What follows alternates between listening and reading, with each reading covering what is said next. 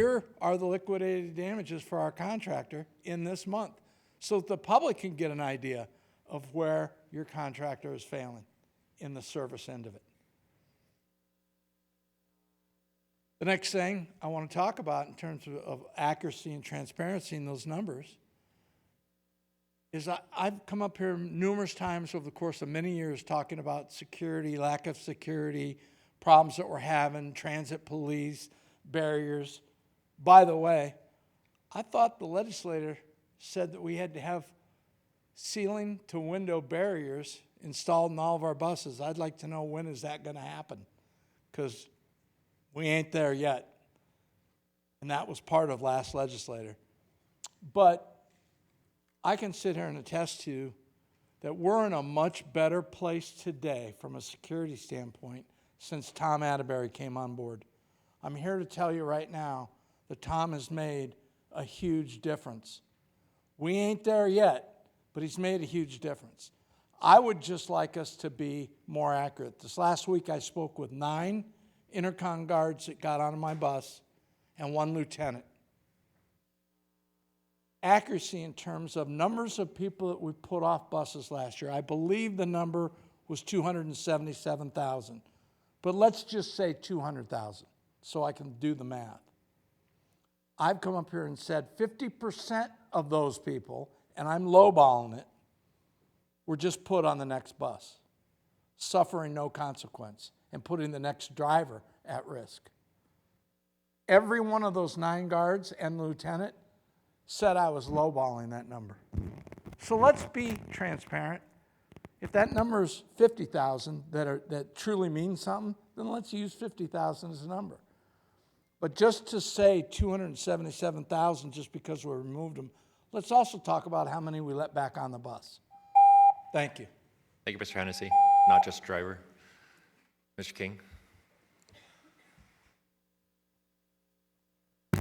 Once again, good morning, esteemed members and new members that I'm just seeing now, and staff. Eric King, longtime resident, very concerned citizen, also long time about public safety as well as the ecological concerns I spoke about.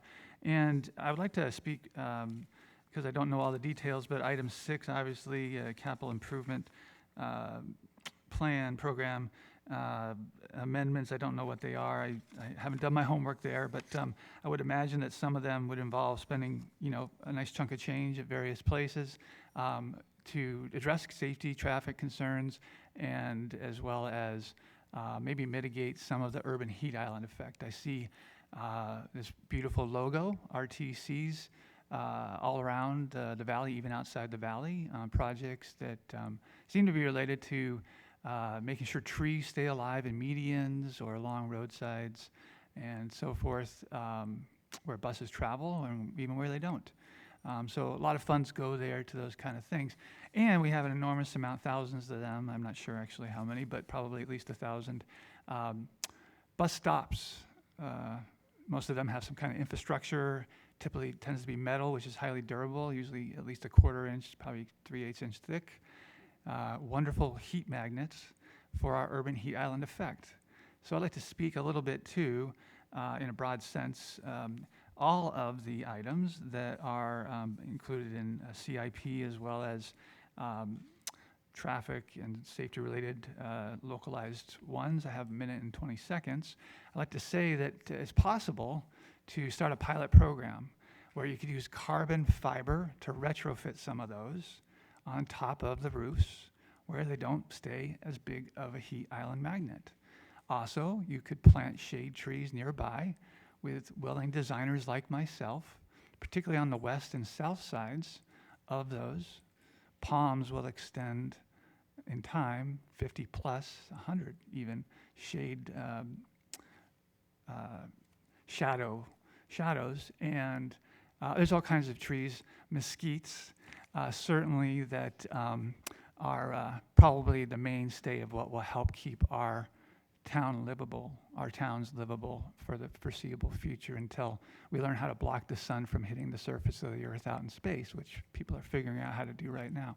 So here on the local scale, those are very empowering and very functional ways to use technology that's come into its own now. I'd like to help design those things or be in the conversation to do that, for putting on top of these incredible heat magnets that contribute to our UHI, and frankly, people dying every day about 5 months a year from heat, and going to the trips, lots of trips to the emergency, which also ruins their life. Thank you for listening to me. Thank you, Mr. King. Anyone else wishing to provide public comment on today's agenda?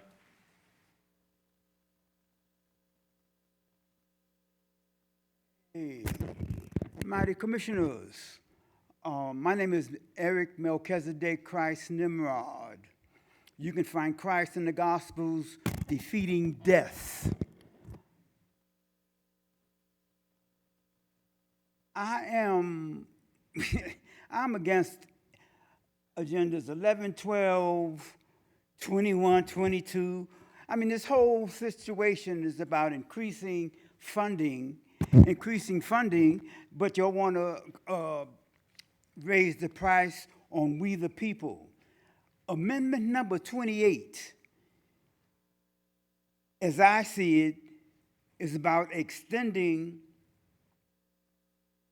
increasing the base value by over $1 million and extending the base term for an additional 370 calendar days. Now, what that tells me is that Maryland Parkway is going to have this construction going on for 370 more days, as I see it. Now, I might have that incorrect, but it looks to me like you're going to extend all that madness on Maryland Parkway for another year. It's insane.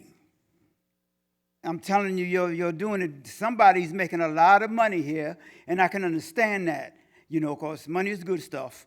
But hey, what you're doing to we the people is insane. Also, that construction on Maryland Parkway, just south of Sahara, by the subway shop there, they put up a little string, to show that there's a ditch. A little string, you won't see it. I had a hard time seeing it because it was still dark when I got to that spot. And some told me, watch it. And a little string, I could have slipped. I could have tripped over it. And I bet you a lot of people are tripping over that little string when it should be to have caution, watch it. Little piece of string stretching all the way almost down the block. They're catching a lot of people. See, it's evil. It's strictly evil what's going on out there with that construction and how they're doing that construction. Because that almost got me. And I would have been here trying to explain. I tripped and fell into a ditch because of a string. You see, you're catching a lot of people off guard. But this construction that you're doing around here, it's not right. Thank you. Thank you, Mr. Nimrod. Anyone else wishing to provide public comment? Seeing none, I'll go ahead and close the first public comment period. I'll turn it back over to Ms. Maynard-Carey. Thanks, Chairman. The next item is to approve the agenda. It's in order and ready for your approval. I'll entertain a motion. There's a motion to approve the agenda. All those in favor, please signify by saying aye. Aye. Any opposed? Motion carries. The next item on the agenda is to receive your CEO report. So before we begin, I'd like to provide a brief update regarding our paratransit service. Last evening, TransDev and the Teamsters Local 631, and I would like to acknowledge Katrina Heineking and Susan Sweat from TransDev. I'd like to acknowledge Tommy Blitch and Randy Bodzett from the Teamsters. They came together on behalf of our community, and I want to say thank you for finding a way to come to an agreement. And so that is just, I can't thank them enough. We appreciate the efforts of both parties to reach a resolution and restore, obviously, this critical service to our customers, our community who rely on it, our vulnerable population. Service restoration is now underway. It's a big effort to reduce it as we had to yesterday in anticipation of the strike going more than one day. And so the service will take a couple more days, probably up to 5 days to get it back to where we want it to be. So we will make sure and message that to our customers so they understand that it's not going to be 100% tomorrow, but we will be there shortly. We sincerely thank our customers for their patience. Our call center normally receives 3,000 calls. We received 17,000 yesterday. And so I know that it had to be an awful experience for the people, again, that rely on us to get them to where they need to be. So our heartfelt thanks to our customers for their patience and understanding. And I'd like to acknowledge the board. All of you were fully engaged. There could have been someone that provided cookies to our team yesterday, Councilman Knutson. It meant a lot to the team. You showed up, you got involved, and your care, your leadership means a lot to us. So thank you very much. And I just want to echo MJ's sentiments. Kudos to Teamsters for fighting for higher wages and for your team, but also to Katrina and the TransDev team for being open to figuring out a way to come back to the table yesterday and be able to resume service today to meet the needs of our customers who need it the most in our community here. And I just want to say to the entire team at the RTC, you guys mobilized, you were in the war room from round the clock 24/7 for the last couple of days. Senior team, but also, I don't know, Antoinette and everyone who took those difficult calls. There were thousands of calls that were made to the RTC yesterday. Additional folks had to be put on the phones to take those calls and try and reroute service. And I can't have been more impressed walking in that war room yesterday with the RTC team. So congratulations, and it is the best for our customers. It is the best result for our Teamster drivers, and I just want to say kudos. Thank you very much. Chairman, thank you. And I would be remiss if I didn't, and you saw it, Team RTC, and I will tell you, Teresa Gazer, Antoinette, there were a number of staff that didn't sleep because the strike started at 1:30 in the morning, and they are the best of the best. Every single department got together. We knew how important this was to ensure that we could be as responsive as possible to our customers. So I can't thank this team, Angela, Teresa, Andrew, Sherwin, but really the staff, they're the ones that make it happen. And they and shout out to the comms team, because right. getting the right Yes. information out to the public, to the board, to the other electeds was instrumental in getting to the right result yesterday. So job well done, Team RTC. So next, again, this is always great when we get to acknowledge RTC staff. I'd like to begin by recognizing our first superstar of the quarter. This individual has become a trusted technical leader whose expertise and dedication have made a lasting impact across our operations. He's led critical projects supporting both transit and paratransit, helped commission new coaches, and traveled to manufacturers' sites to ensure our vehicles meet the highest standards before they enter service. Beyond his technical knowledge, he is known for mentoring both new and experienced technicians, sharing his expertise and helping strengthen the entire team. His leadership, professionalism, and commitment to excellence continue to improve our operations and support those around him every single day. So our first superstar of the quarter is Cesar Hernandez. Cesar.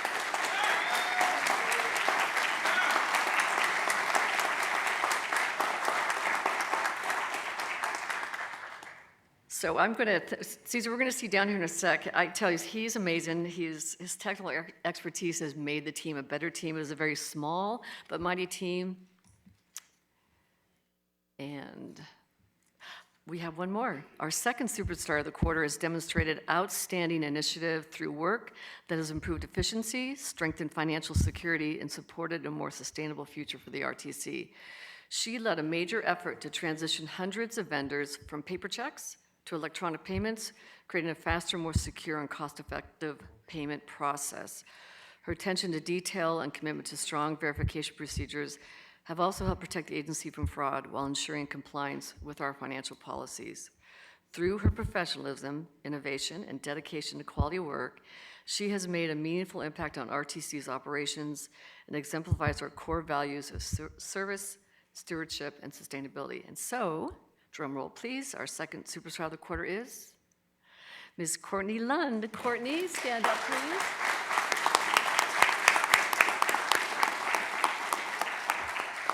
Yeah, she is, so Caesar and Courtney, come on down. We want to have you take a picture of the commissioners.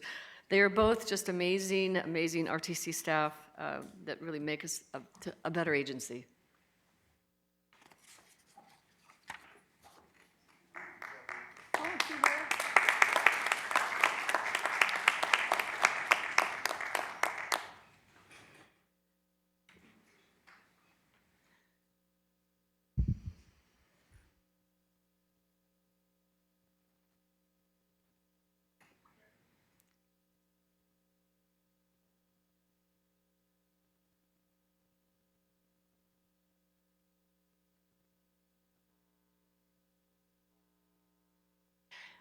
Team RTC.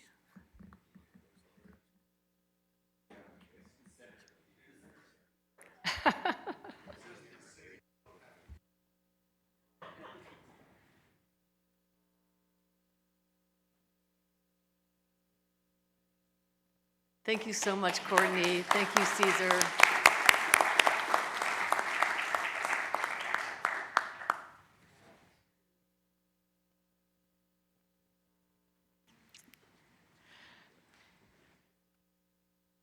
And next, again, we get to recognize some really great people. We'd like to recognize one of our outstanding drivers, Walter De La Cruz with Tango Car.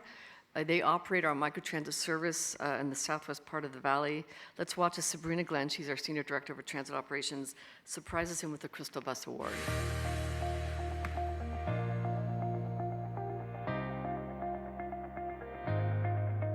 Thank you, MJ.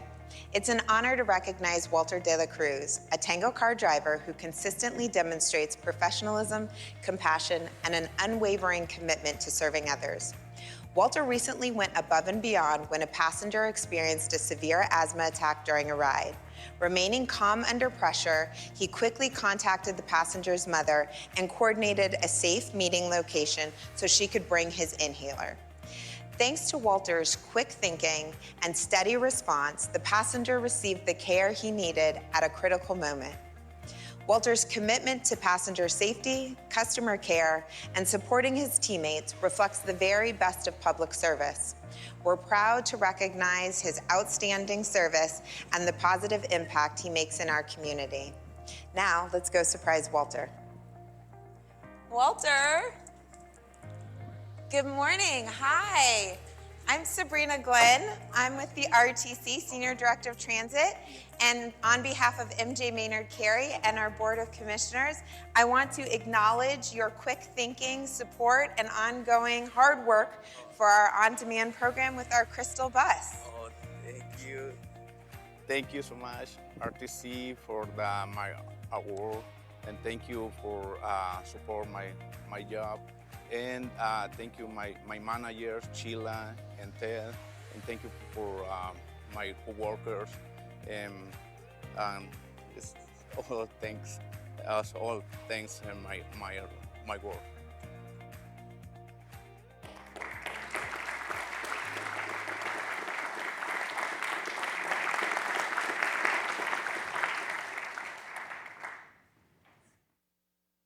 Walter will be calling you down here in a few minutes, so don't go anywhere. Because next, we'd like to recognize another amazing person, Cameron Tracy Westbrook Prado, and he is one of Intercon security officers. I'm going to have Tom Atterbury, he's going to surprise him with the Crystal Bus Award.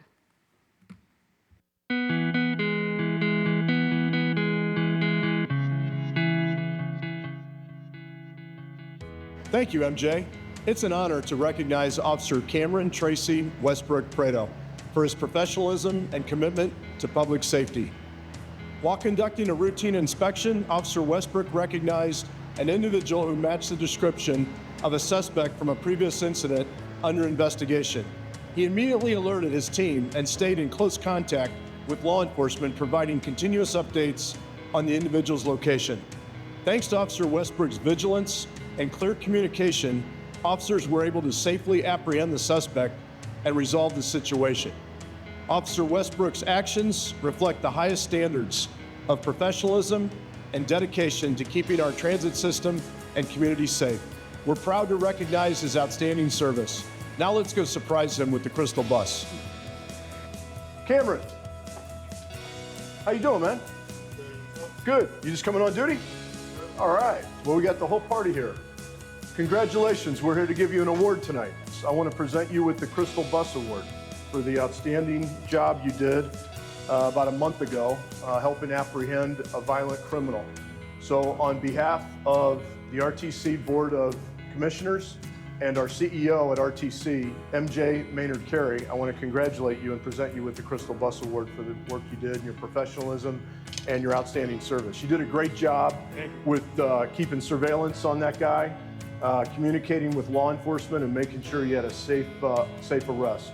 Thank you for all your work you do and keeping our riders safe and the community safe. Thank you so much and congratulations.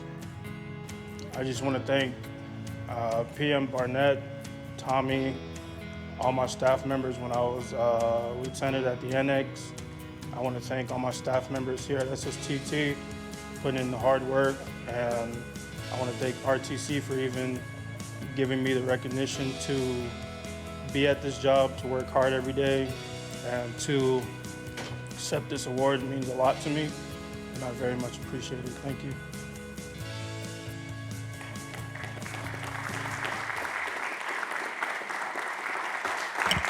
Come on down.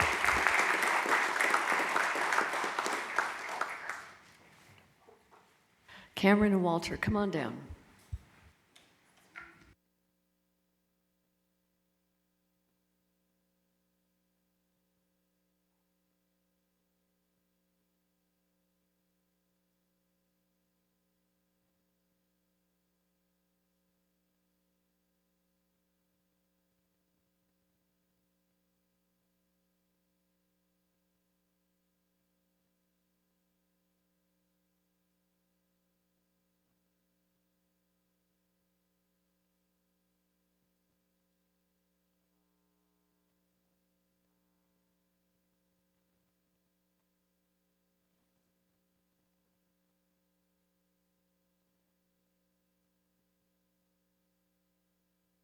Thank you so much, Cameron and Walter. Thank you so much.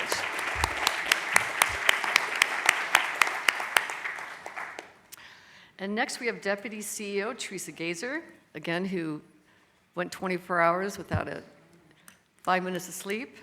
She's going to provide an update on our transit service. Teresa. Thank you, MJ. Good morning, Board. Teresa Gazer, Deputy CEO for the record. As we do each meeting, I'd like to provide the monthly update on the transit ridership and operations. This month, we're reporting on June of 2026. As a reminder, we report data 2 months behind due to the data validation process. In comparison to June of 2025, in June 2026, we saw a 2% increase in on-demand ridership, 1% increase in deuce on the strip ridership, and a 1% increase in residential ridership versus this time last year. The 1% ridership increases on both the deuce on the strip and the residential can be attributed to having one more weekday in June of 2026 versus June of 2025.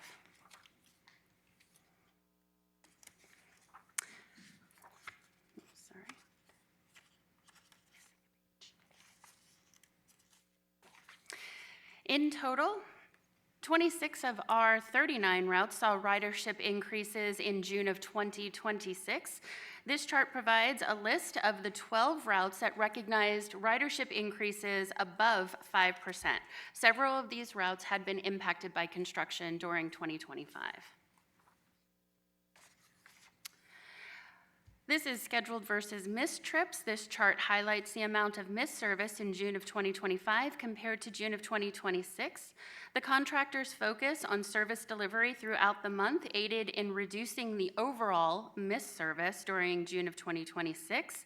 And as a result, missed service was relatively flat even with higher scheduled service during the month. For our fleet status, June vehicle requirements were in alignment with fleet availability. With fewer special events and game day service, the contractor had additional time to prepare the various vehicles for both July and August, when high temperatures typically create greater fleet availability challenges. Next, I'd like to move on to some of the public comments we heard during the July board meeting. We heard feedback from a fixed route driver regarding the transit customers' airport access. Beginning on on August 23rd, with the upcoming transit service changes, transit customers traveling to Harry Reid Airport can use routes 108, which is Paradise, and the new red line, which is replacing Maryland Parkway, Route 109, which will stop directly at Terminal 1. For Terminal 3 access, customers may use the airport's free interterminal shuttle service to reach Terminal 3. We also heard from a customer regarding their challenge with the closed bus stops in North Las Vegas along Route 113, Las Vegas Boulevard. We recognize that bus stop closures related to roadway construction can make daily trips more difficult, especially for those who rely on our transit services every day. The safety of our riders and operators remains our top priority, and temporary stop closures are sometimes necessary while construction is underway. We remain committed to minimizing impacts by posting clear stop closure signage, providing alternate stop information, and restoring normal service as quickly as conditions will allow.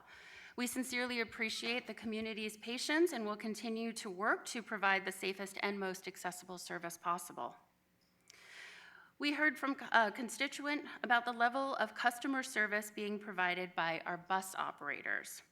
Over the last 2 months, our contractor Transdev has implemented both ADA and customer service training reminders in their monthly safety meetings and employee messaging.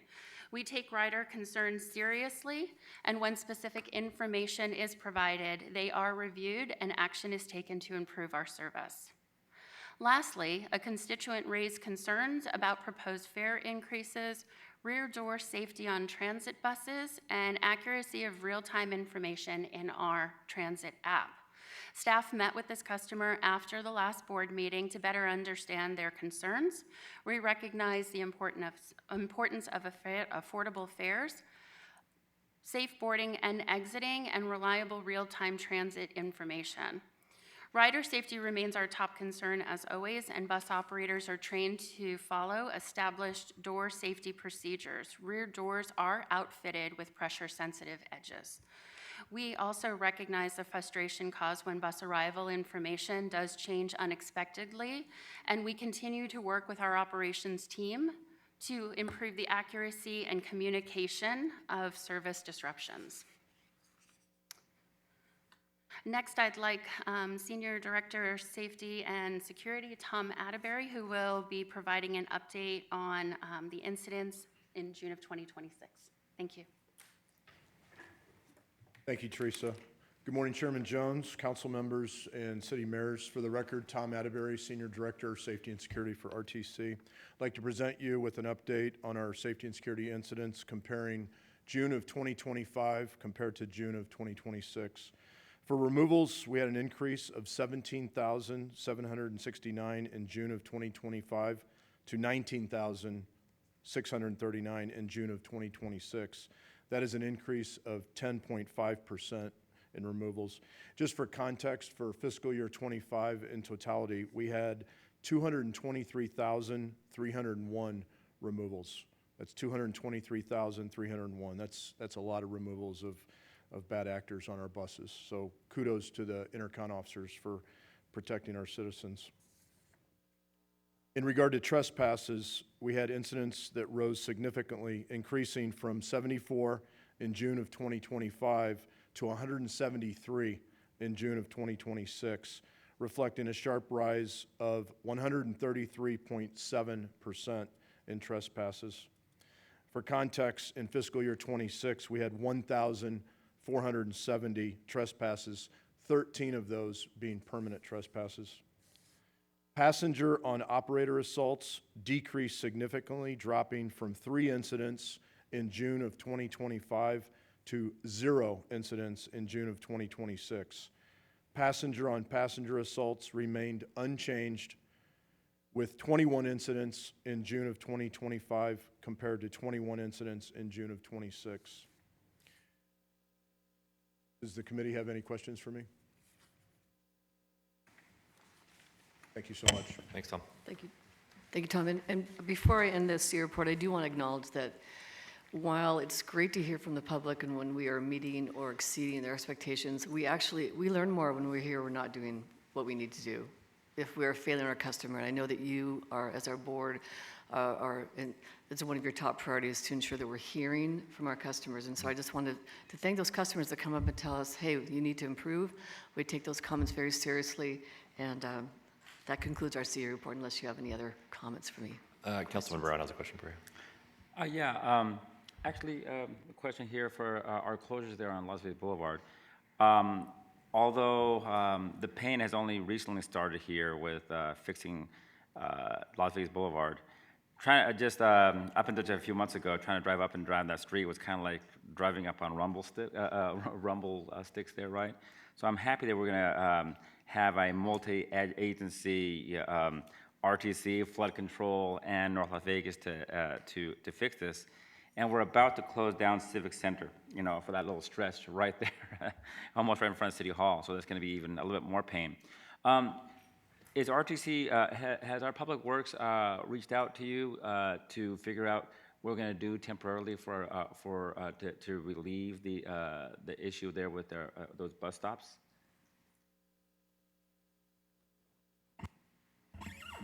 Yes, Councilman.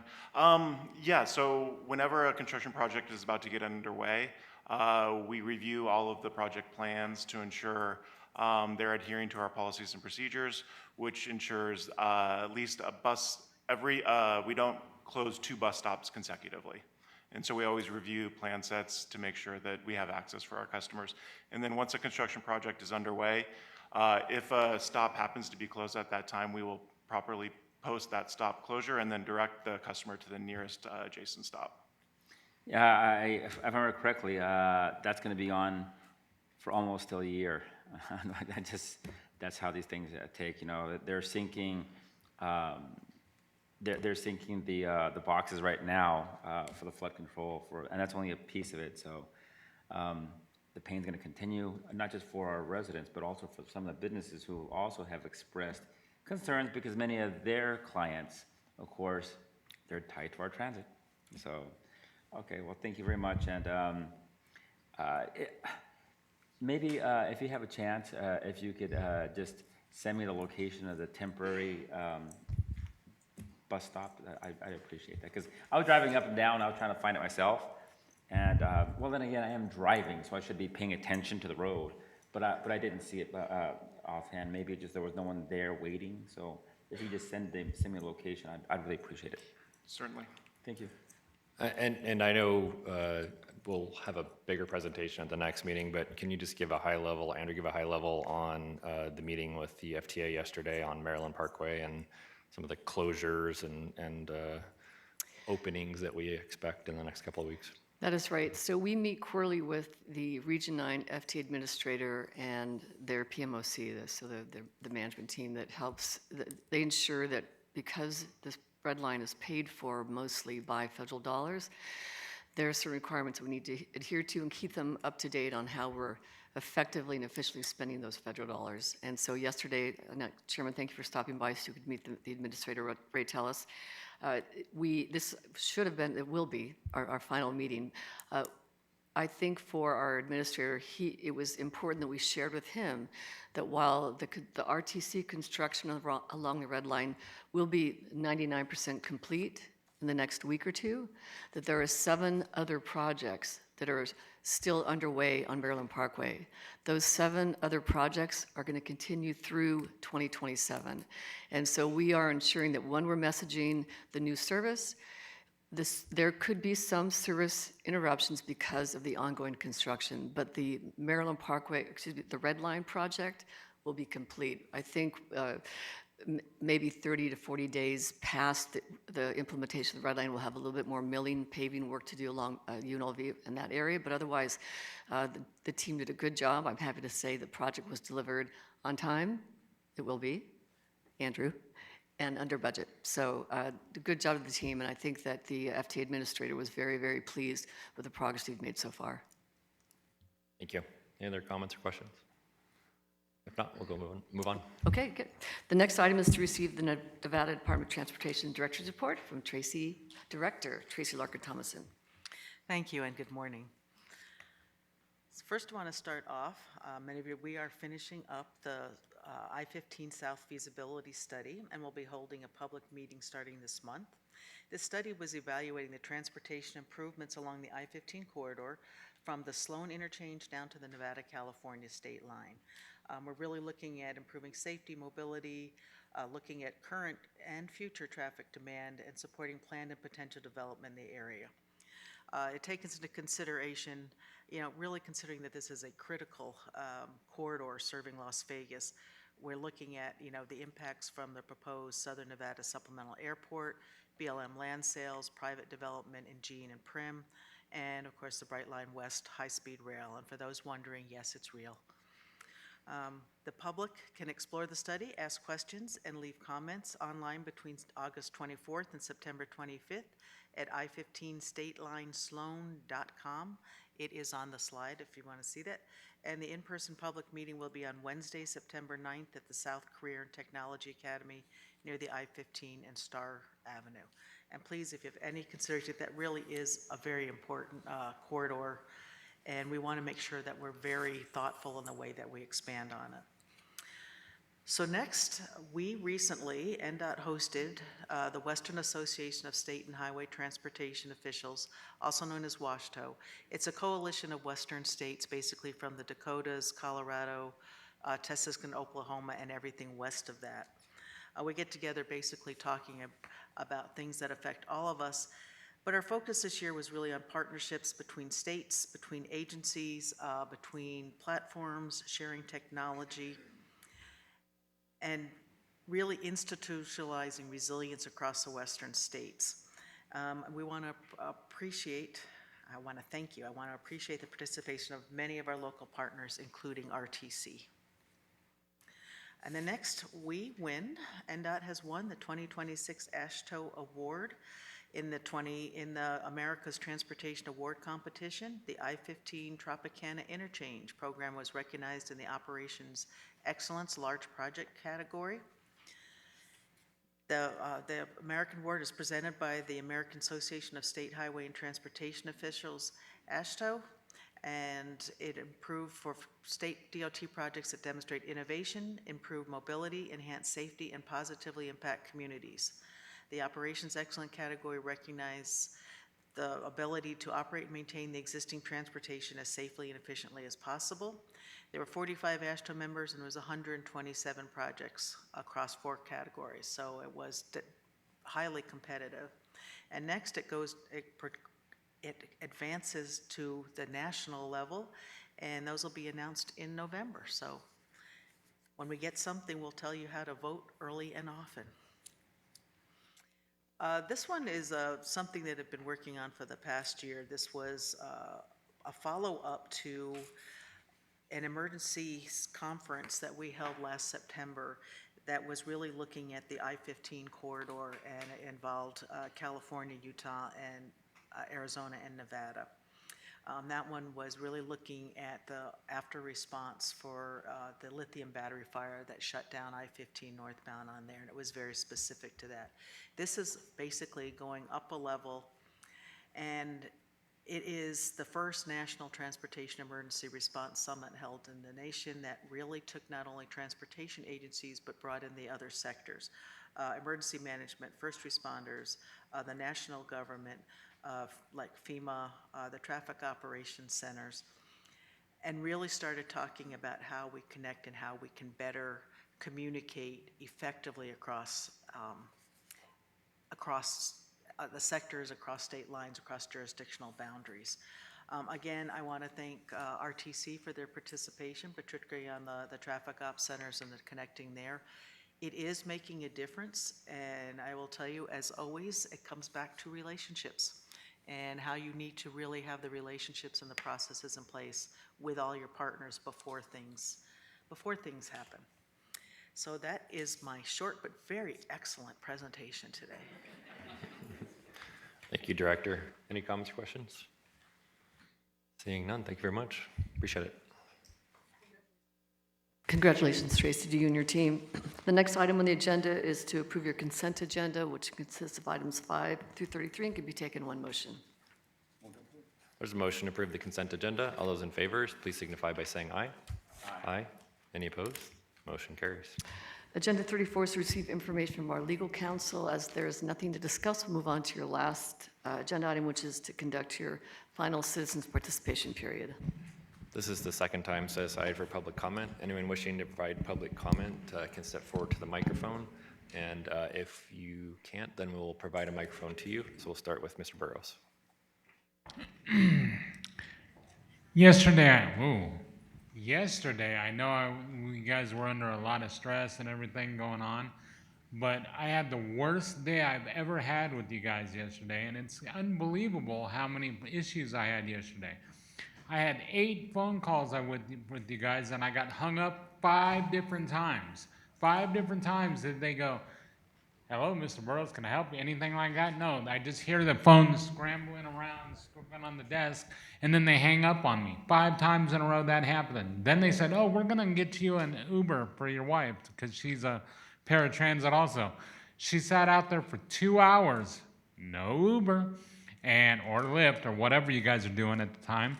And that she just magically is supposed to appear, but never did. So then I tried to call back and say something, and of course I got hung up on 5 different times. Not 1, not 2, not 3, not 4, not 5 different times. And then finally I got hung up, I got answered on the 6th time, and I got picked up with one of the dispatchers you guys have, and has the worst attitude of any dispatcher. And if you guys have any know of the dispatchers, you know who I'm talking about, so I won't throw their name out there, but gave me total, you know who it is. They gave me total attitude and said, "No, everybody's having these issues and stuff." And I said, "Well, what about the Uber?" "Oh, we said we'll get you an Uber? Hold on a second." Put me on hold 15 minutes, got back on, said, "Well, I'm looking into it. Hold on a second." Put me on hold another 15 minutes, never came back on the phone. I hung up.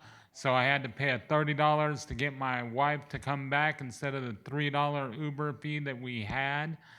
So this is your guys' system, and I understand there was issues yesterday, but this was 2 times over 9 different phone calls I went through with you guys, and nothing happened, so I had to shell out $30 to Uber. Might as well just done that to begin with. She could have just been home 3 hours early instead of, no.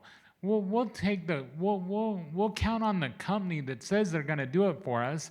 They said that they're going to fix the issues. They had issues yesterday, I understand that, but then they said, "Oh, we'll get you an Uber." No Uber, no nothing. This is what you guys are going through, and wonder why we have issues. Then you were asking a couple months ago about, "Oh, we need more money," which I totally understand because you haven't asked for any in 15 years. But do you deserve 1 more cent when what you're doing and you're doing? You can't even get my wife home, who you told would be home, and, "Oh, we're going to fix the mistake." Okay, we'll send you an Uber. Can't even order an Uber. How do you guys run a billion-dollar company and can't order an Uber? Might want to start looking at people's resumes. Thank you, Mr. Burrows. Mr. King? Again, thank you, esteemed members, leaders, staff. My name is Eric King, longtime resident here. I've had the misfortune, or possibly fortune sometimes, of hundreds of times riding buses that the RTC has helped bring to the valley here, and then paid to hire people to drive them. So what is some of my experience?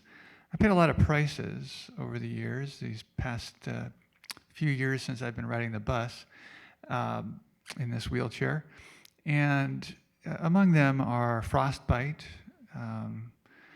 I paid a lot of prices because I'm not one to complain. And so the hundreds of times that I've been mistreated by people that the RTC has hired to drive buses and make sure they're safe, and frankly allow passengers to do what they do unprovoked by me while I'm riding a bus.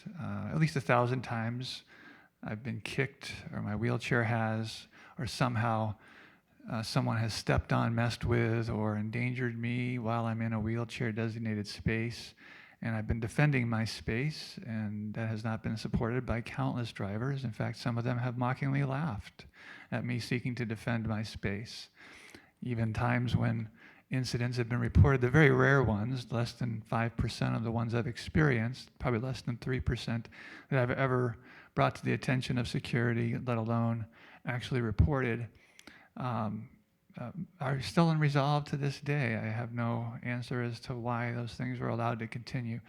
The coldest day of the year, about 3 years ago, just down the street from a hospital I frequented multiple times, I have to say I did not dress for it to be out there at 1 o'clock or at midnight, whatever it was. I ended up being out there. But the 7 hours that I waited at a bus stop, not far from that, in the center of the town, really, hospital, it took several days for my fingers to stop tingling from the frostbite, and my shoulders recovered much faster.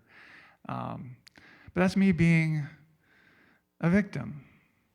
What really matters is how people that are designated to treat the safety and concerns for citizens like me, what is that response? Well, I can tell you the system hasn't worked for me. And I'll just push pause button on that.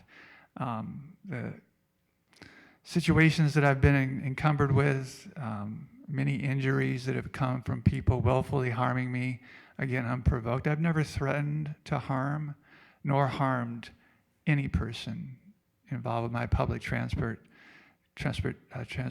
So I offer that as some guidance, and I thank you for hearing me.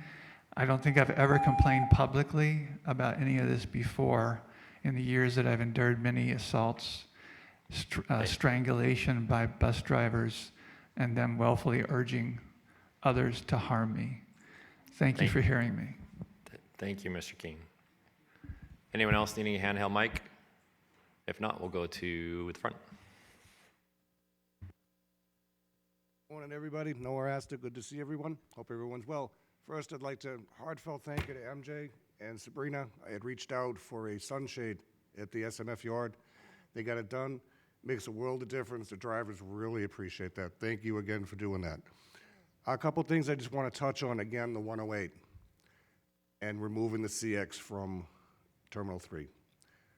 The Terminal 3 is a busy stop. I don't know how you figure numbers. I just don't. But I do drive the CX, and that is a very busy location. And to consider in the future, maybe your next service change, put the 108 going through Terminal 3. It'll help the people there, as well as it's much safer for the coach to exit the airport. That's just something I'd really like you to consider for, everybody involved. The other thing I'd like to mention, I've driven the new CX route, and some of the stops that you have put in are incredibly dangerous, not only for the passenger, but for the coach. And I would just like to request, when you do these service or route changes, actually, enlist a driver that can ride along with you to point out, because I'm sure most of you don't drive a bus, and you're thinking of passengers and whatever. But it would be helpful to you as well as the driver themselves if you have an input from somebody that actually does that, to say, you should put the stop maybe 300 feet further back. Just things like that would help improve service, prevent accidents that we all know we don't need, but do happen because, we're just not looking deep enough into what we're doing. And it's just a request that I'd like to see. We have an abundance of drivers that would be willing to, hop on, whoever it happens to be. They'll have various insights that will help everybody. That's it. Have a great day. Thank you, Mr. Astor. Once again, Dennis Hennessy, just a driver. I want to touch base. First off, I'm amazed at all of you up there Mr. Atterbury came up, gave his presentation, which was awesome. How come nobody asked a question about 223,000 removals? How many of them got back on other buses? I gave you that information 10 minutes before. The answer might be, I don't know that, I don't have those numbers, but I'm amazed again at the sheep that didn't respond. I want to make you aware of a problem we're having, a major problem that you all ought to be prepared for. I've been dealing with Teresa, Aaron Dixon, Sabrina. You're not aware of the issues we're having with these 60-foot articulated buses, with the lack of power, particularly in July and August. Okay? It's dangerous to try to pull those buses if you're going westbound, any route going westbound, and anywhere where you have an incline, be it south, east. Those buses won't move. You have to shut the air conditioners off to get the bus to move out of the bus stop. You can't get on a freeway because you can't get up to speed without being a danger. Now, Julio, Roger, Steve in the fleet department, they're awesome. And I'm going to tell you right now, they're not a better group of people that you could have working for you and representing you than that group. 3 years ago, we had a problem with the 60-foot buses lunging. In 2 weeks, Julio and his crew, we got those buses fixed. The same attention is being to this program. I was in a meeting last week that Aaron Dixon pushed to get me in with Julio, with New Flyer, Cummings, the engineers. They've got a proposed fix. It's on 8 buses here. There's one guy in our driver staff that probably is the most knowledgeable driver in the country, and that's Patrick Serapin. As I look at MJ, Patrick knows more about our buses. And again, I've been really instrumental with Julio in trying to fix these things. They were attempting to make sure that Patrick and I, over the course of the next 4 weeks before we change schedules, to test as many of these buses as we could so we could give them good feedback. Problem is, we got a company that can mess up a one-car funeral procession in Transdev. Ask me in 3 weeks how many buses I've driven to test this. 1. Ask me how many buses Patrick Serapin's driven. 2. And one of those 2 were the one I drove. We've been in great communication with Julio and his staff, Sabrina. Things are going forward, but you all better be made aware of this problem's going to go away when the heat goes away. And everybody will forget about it. The union's not going to forget about it next June because it's a danger to be driving these buses for the passengers and for the driver. Thank you. Next speaker. If there's anybody else that wishes to provide public comment, please line up. Otherwise, you'll be our last speaker. Good morning. Chad Dixon, Area General Manager for Transdev for our fixed route system. I can tell you the team at Transdev is very happy to see some cloudy days, bringing cooler temperatures, as that has been a great relief for us. In fact, the sustained heat that we recently experienced, in fact, did bring quite a few challenges to our operation. We, in fact, saw a significant increase to the vehicle mechanical related events and other events that can drive service interruption compared to last year at this time. And despite this, we were able to deliver some improvement through that period, so we're very proud of that.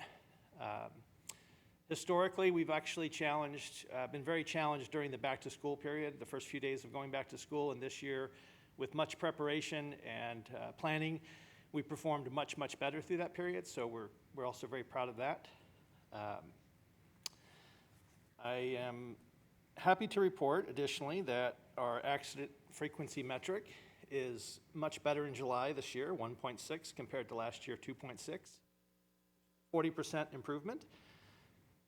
We are also still at an 18% improvement year to date, so that's an amazing accomplishment, and really the credit lies with our team, with our mechanics and our operators, and the excellence that they bring to their work every day. Thank you. Thank you very much. Mr. Nimrod.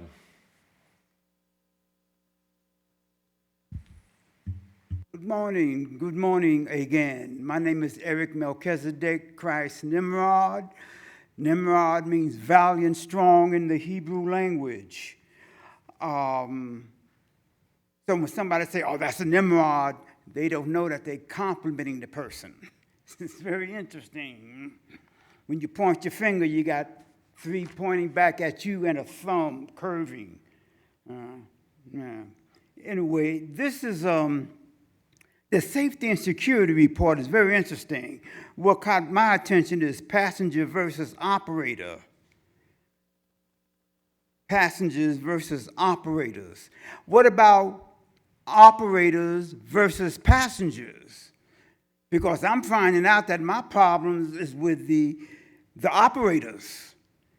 They're closing the door. Now, since I've had this problem on July the 28th about the door closing on my arm, what they do now is, as I'm going to the exit, they'll close the door. And I'll say, back door.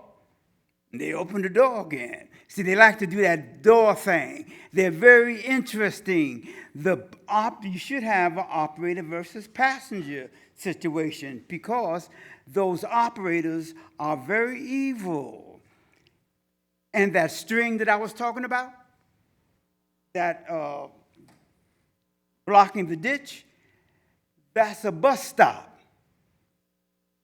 That is a bus stop. You got to go past the string to get to the bus stop, and you got to go past the string to get to the bus. See, and it was early in the morning, but you didn't get me. I survived because God is on my side. On July the 28th, while exiting a Deuce bus 25805 at bus ID 1354, the bus driver closed the door on my right arm approximately 1:15 p.m., causing me pain. Plus, I was carrying my backpack in my right arm. The door fully shut on my arm, causing immediate pain. I was able to remove my arm only after the door reopened. I still have the pain, and I'm unable to make a complaint because y'all don't take my complaint. Like the gentleman said, they put me on hold, and then they don't answer. 4 or 5, I even came down here to make a personal complaint, and it didn't work. This is for MU. This is for you, MJ. This is a writing situation. I wrote it out. But yes, you should have a operator versus passengers. Thank you. Thank you, Mr. Nimrod.